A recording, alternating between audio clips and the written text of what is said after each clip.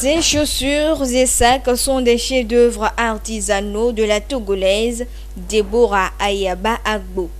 Passionnée de ce métier depuis 2014, elle a commencé par la customisation des chaussures, ensuite la création de chaussures nu-pieds à base de ces matériaux. On utilise des semelles, des fois on perd la friperie.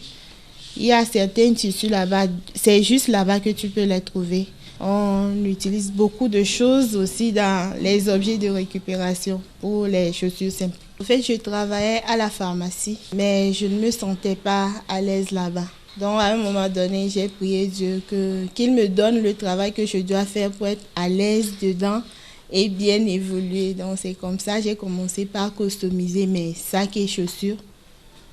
Et lorsque je porte, les gens voient, on me demande où est-ce que tu as trouvé ça, et c'est moi-même. Ok, fais-moi aussi, c'est comme ça que j'ai commencé. J'avais des amis jumeaux, Ibo, qui customisaient aussi des chaussures, mais pas avec le tissu wassi. Donc j'étais amie avec eux, je les voyais faire. Mariée et mère d'un enfant, cette jeune entrepreneur consacre la plupart de son temps à son travail. Ses produits sont aujourd'hui commandés de l'extérieur grâce à ses postings sur les réseaux sociaux. Une douzaine de chaussures sont fabriquées par jour avec l'assistance de son mari. Je rends grâce à Dieu pour la vie de mon mari parce qu'il me soutient beaucoup. Ma famille, mon papa, mes frères et sœurs, ma maman, ils m'ont soutenu, mais mon mari, lui, me tient debout. J'ai des commandes partout dans le monde. Je ne peux pas dire juste le Togo. Hier même, j'ai fabriqué des chaussures pour le Gabon. C'est déjà parti. Cependant, Deborah fait parfois face à certaines difficultés. Tous nos produits viennent du Nigeria. Donc, avec la fermeture de leurs frontières, ils ont doublé les prix. À chaque moment même, des fois même tu vas cette semaine, on t'ajoute 500, la semaine prochaine, on t'ajoute 500 ou bien 1000 francs de plus. D'habitude, il y a les Camerounais qui m'écrivent. Mais nous avons un problème de transport et de confiance aussi. Avec Corona et tout ça là, tout a été diminué. Donc maintenant, nous sommes juste au Togo. Le Togolais, lorsqu'il voit que c'est toi qui as fait, c'est un Togolais qui a fait. D'abord, une femme aussi peut fabriquer des chaussures. Et maintenant, est-ce qu'un Togolais peut fabriquer des chaussures? Il y a toutes ces questions qui t'arrivent à la figure et on essaie de gérer.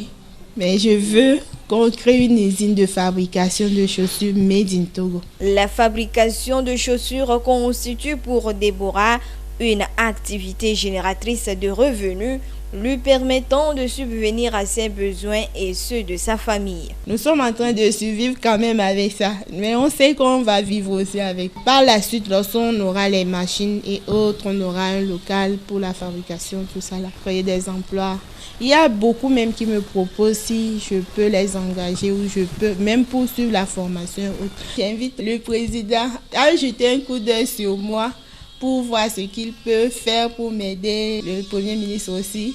Elle est dame, elle me donne beaucoup de force aussi. La manière dont elle travaille, elle me donne beaucoup de force à vouloir faire comme elle. Malgré que nous n'avons pas les matières premières ici au Togo, j'essaie de faire quelque chose qui soit accessible à n'importe qui. Ces genres de chaussures, je le fais à 5 000 francs CFA.